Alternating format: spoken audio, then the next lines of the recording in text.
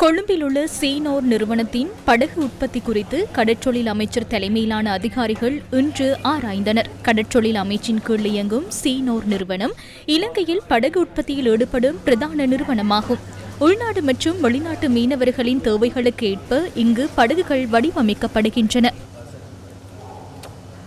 இதுதான் இங்கு இலங்கையில் இருக்கின்ற ஒரு பிரதானமான பெரிய படகுகளை உருவாக்குகின்ற ஒரு நிறுவனம், தொழிற்சாலையும் கூட. இது ஒரு பிரம்மாண்டமான நிறுவனமாக இருக்கின்றது.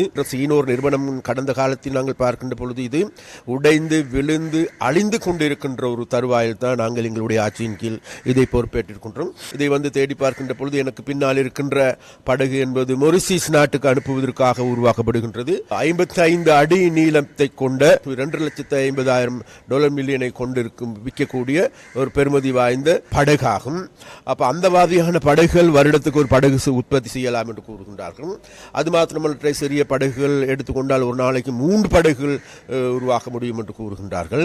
இவ்வாறான பெரிய படகுகள் வருடத்துக்கு 2 படகுகளை நிர்மாணிப்பதற்கான வேலை முன்னெடுக்கப்பட வேண்டும் என்று நாங்கள் எதிர்பார்க்கின்றோம். அதற்கான வேலை திட்டங்கள், அதற்கான தொழில்நுட்பங்களை நாங்கள் பெற்றுக் கொடுப்பதற்கு அரசாங்கம் என்ற வகையில் நாங்கள் தீர்மானித்திருக்கின்றோம். மேலும் ஒரு நவீன தொழில்துறையை நோக்கி கொண்டு செல்வதற்கு ஏதுவான நடவடிக்கைகளை எங்களுடைய அரசாங்கம் முன்னெடுப்பதற்கு நாங்கள் தீர்மானித்திருக்கிறோம்.